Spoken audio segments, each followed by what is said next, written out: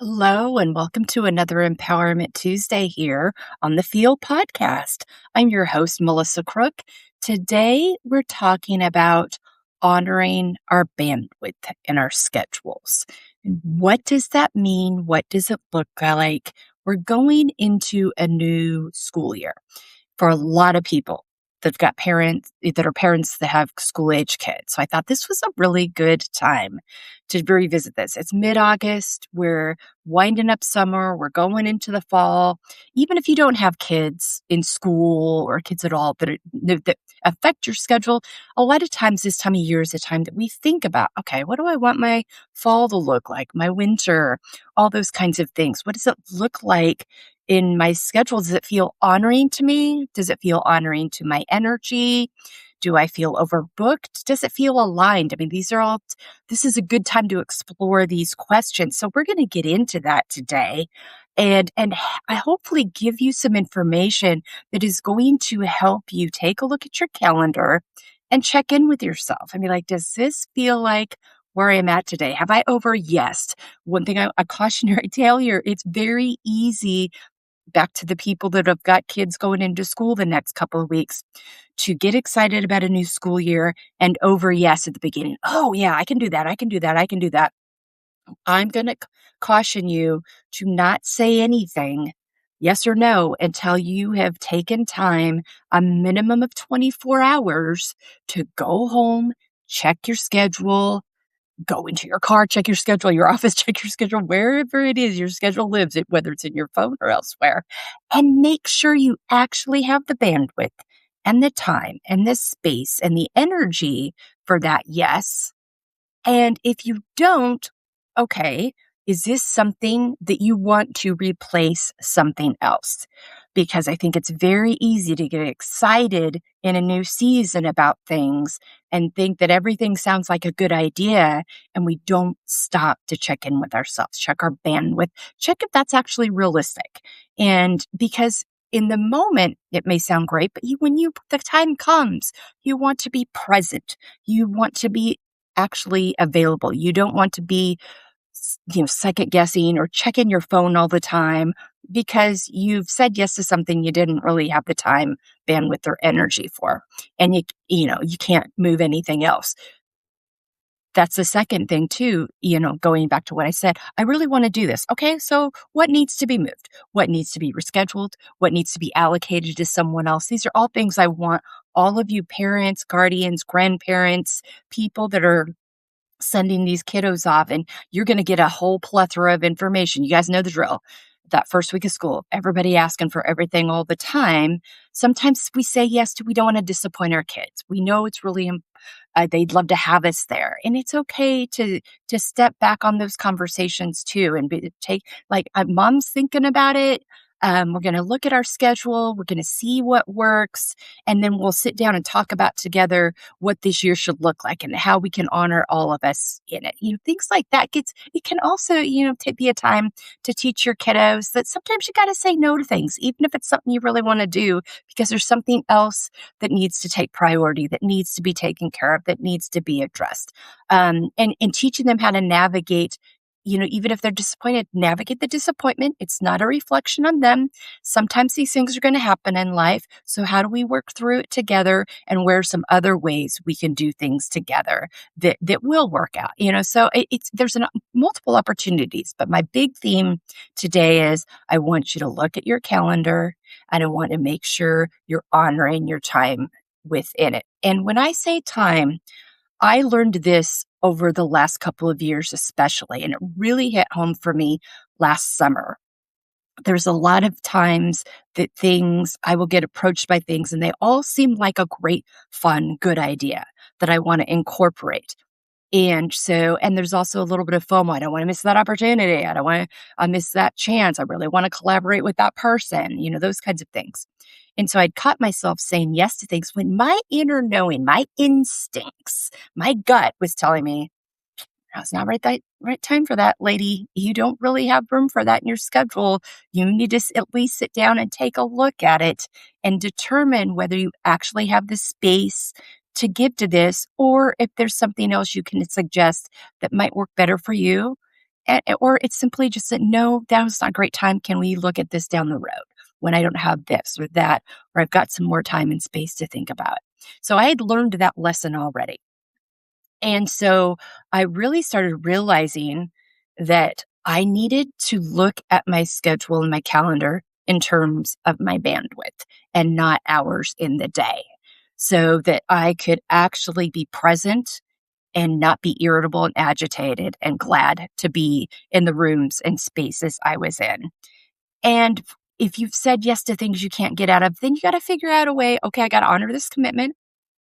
But lesson learned. And that's kind of what I did with this. Okay, I've learned some lessons over the last couple of years. I'm going to always take a minimum of 24 hours before I say yes. B, I'm going to go in and look at my calendar and see where there's space, see if there's things that still apply that can be moved, the reschedule, reallocated, like I said earlier, and see when I feel like I've got a grasp on it, I'll go back and decide yes or no later. But that bandwidth piece is such an important part. And this is a portion of caring for yourself. This is part of your self-care. This is part of healthy boundaries. This goes back to making decisions based on your values and your capacity rather than making decisions based on not wanting to disappoint someone. Really staying true to yourself, modeling that. And this can be hard.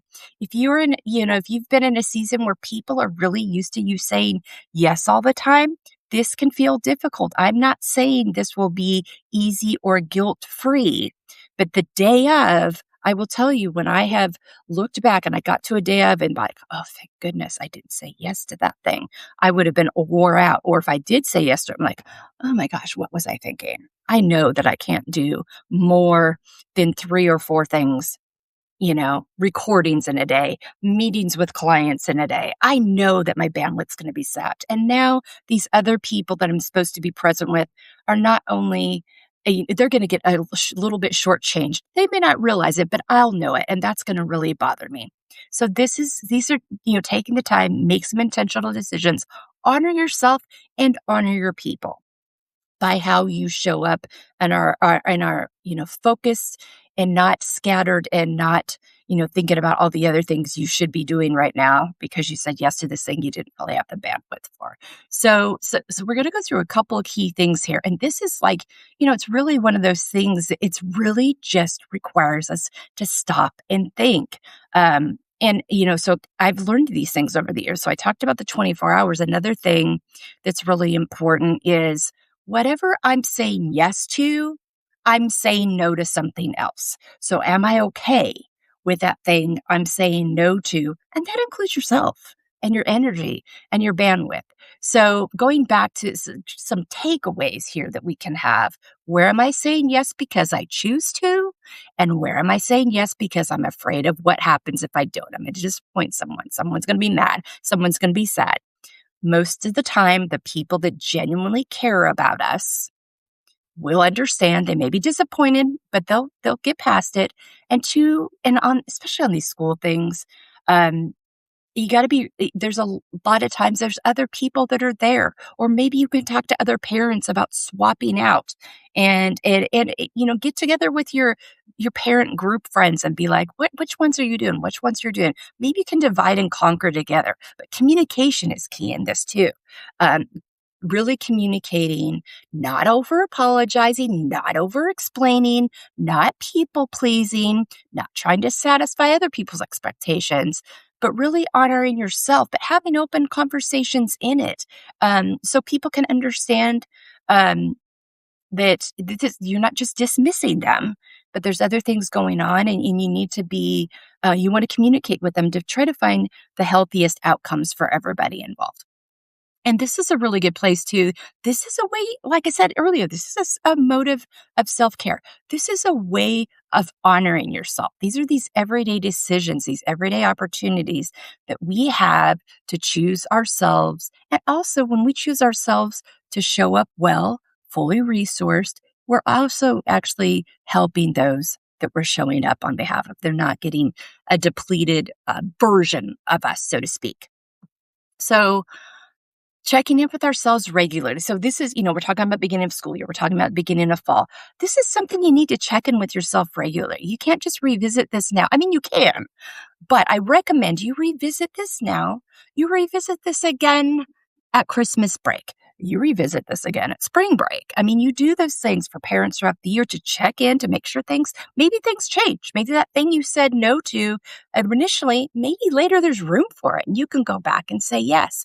But it's better to have that kind of capacity and healthier for everyone involved than to have over yes and then just be not present and irritable and feeling pulled in so many different ways.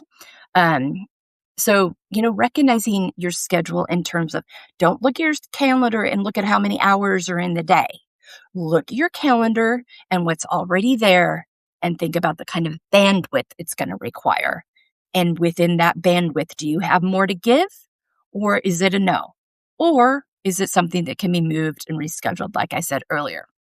And I think we need to give ourselves, sometimes things come up last minute and we need to reschedule and we need to cancel and we need to move things. We need to ask for help. Asking for help is okay. That's a good thing. That's a strength. That takes courage. We don't like to do it because we want to show we can handle and do and all the things. And many people in our lives are used to that. It's okay if they learn that we are not superhuman. It's okay if they learn and see, especially from our kids, that we model that sometimes things shift and change. And sometimes you got to ask for help. And sometimes you got to say no. And it's okay to change your mind if it means you're going to be better off yourself and really better off for the people that you would have been not giving your full energy to anyway. Because let me tell you, I spent years doing this. And if you keep pushing through and if you keep adding things and if you keep being worried about everybody else's thoughts and feelings around it, you will hit a point of burnout, of exhaustion, of sickness. It could show up in all kinds of ways. And you don't want to get there. So honor yourself on those moments and make the space and model what it looks like to do that. Each of your kids, it's a great lesson for them to learn so that they start off thinking about these things in this way, that 24 hours before a yes, that making sure that whatever they say yes to, whatever they're saying no to, they're okay with. It's good for them to learn those lessons, and it's good for them to walk through when things don't always go the way you want. It doesn't mean anyone thinks less of you. It just means sometimes things don't work out and you have to reschedule and recalibrate. And that's where that communication is, when you're communicating your expectations. Because if you say yes to all the things and then you're heavy sighing and irritable and tired all the time, and then you can't, and then you're irritated because people don't understand why you're irritable and tired. If you haven't communicated that to them, if you haven't said that, I'm going to take a look at my schedule. If you haven't set that dynamic, it will take some time when you finally choose to say it for them to get used to that. And that's okay. Don't let any guilt or worry about people being disappointed take that to mean you think you're doing something wrong. It just means you're starting a new habit and it's going to take some time. And as people adjust, for when I went back to work full time, when my kids were at home, they were used to me making lunches and being available to run the uniform they forgot to school and all those things. And I went back to full time instead of part time. And my job was 45 minutes away from their school rather than right in the middle of their school district area. So I had to be like, okay, got some new expectations and boundaries and rules here. I will not be able to bring you that thing you forgot. I won't be available. Your dad's working downtown. Same thing. So if you don't remember it, there's going to be a lesson learned for that. So get your things ready the night before. I'm going to need you to make your lunches. We'll have the coffee ready. We'll have the breakfast options out, but you're going to need to make your lunches. I would suggest you do it the night before. If you don't, or if you make your lunch and you forget it, you're going to have to figure that out. They'll figure it out pretty quickly. But you having those boundaries of what you won't be able to do anymore, that was something, there were a couple times they forgot. They made the phone call anyway, and I reminded them, what did we have a conversation about?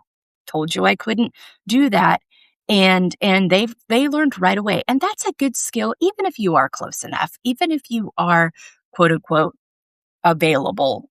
It's still a good lesson for them to learn as they get older, that Mom's got a life outside of this too. So I've got other things I'm doing. I've got my work. I've got my meetings. I've got my commitments. I've got my workout group. I've got whatever it is.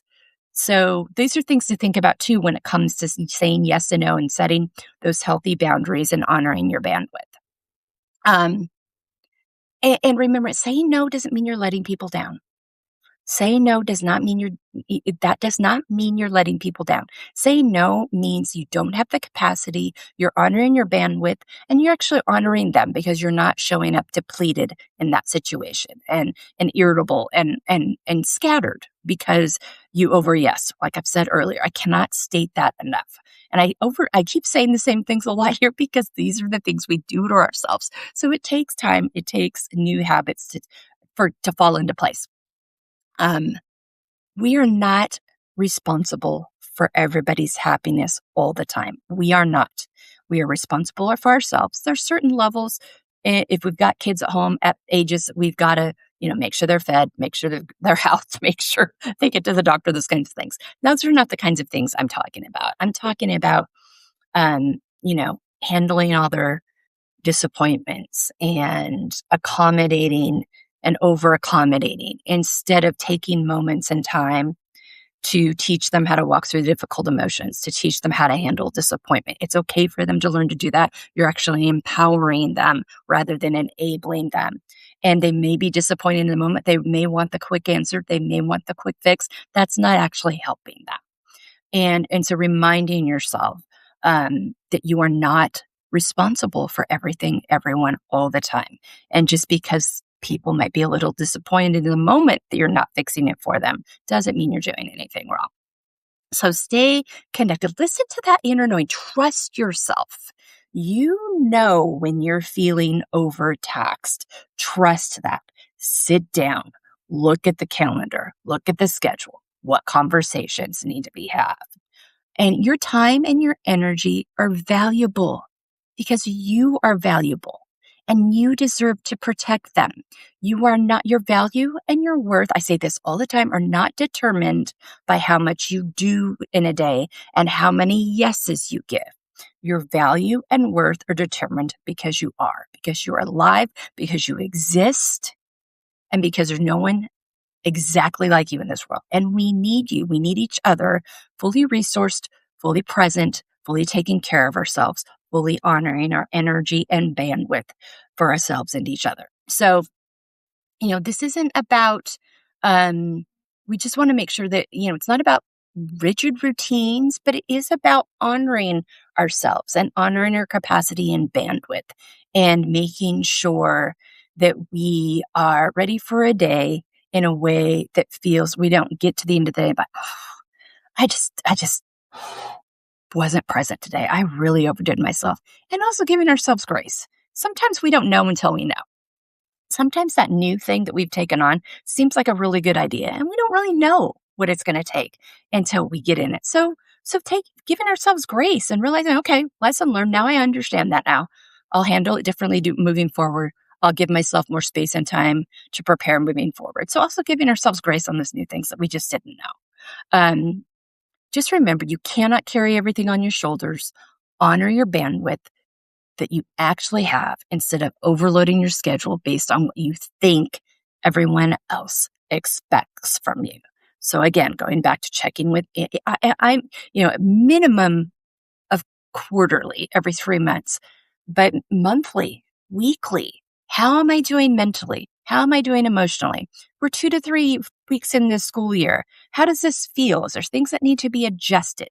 Is there things that I taxed myself on that I didn't know were going to be a thing? Or, hey, I think I've got more room than I thought I was going to have due to these adjustments made. So maybe I can go back and revisit and say yes to some of those things that I said no to. It's a lot more fun to go back and say yes to something later than have to go back to say no to something later because you overscheduled yourself. How am I doing physically? How am I doing spiritually? What do I need right now? And just most importantly, giving yourself permission to respond honestly. So some ways to engage with this are check in with yourself regularly. Put it on your calendar to check in with yourself regularly, mentally, emotionally, physically, spiritually, whether it's once a week, once a month, once a day. Sometimes we need once a day in these new shifts and seasons. That's fine. Put it in your calendar. We prioritize what we value and it makes our calendar. Don't make yourself last in your calendar. Make yourself first so you can show up the way you want to for yourself and other people. I know that sounds counterintuitive, but trust me, everybody wins when you take the time to do it. It is not selfish. It is actually, my friend Aaron Copeland calls it self-full. You're full, you're your full self, and you're showing up full for everybody else. If you need more support in this, I've got a great calendar cleanse online course. It's available 50% off for $23.50. It takes about 15 minutes to go through. It's a great exercise in checking in with who you are, what you want, what you value, and how you can coordinate that into getting your calendar to a place that looks like you, that honors you, and that most importantly honors your bandwidth and capacity so you can show up well for yourself and the people in your life. I hope you have found this helpful today. I hope this has really been giving you something to figure out in this new season. I want to thank those that have listened live, Christina and Anastasia and Jamie. Jamie made a comment. And Jamie, I learned this very recently. I'm 56 years old and I just learned this at 55. So it's never too late for us to learn new things and make new shifts and unlearn things and also realize that things that worked for us in previous seasons may not work for us now. That's okay. We change and evolve and grow and learn. Jamie said, I hadn't thought about bandwidth not being measured the same as the time I have available. We're not taught to. We're not taught to. And it's until, and my friend Gretchen Scozier is the one that helped me get here by some work she was doing with herself and with others. We can have 8 hours of free time, but only 1 hour available bandwidth within it. And that's okay. Yes, Jamie. Yes, Jamie. Jamie gets it. Take what Jamie said right there. That is so important because listen, when you've got those 8 hours, there may have been a lot going on in those previous days leading up to it. You may need that time to rejuvenate, to sleep a little more, to go on that walk, to have coffee with that friend, to just be in the quiet. We underestimate the value of being in the quiet. And so sometimes people say, Melissa, what do I do with that? I've got to say yes to these commitments. I didn't realize 3 months ago it was going to be too much. How do I handle this now?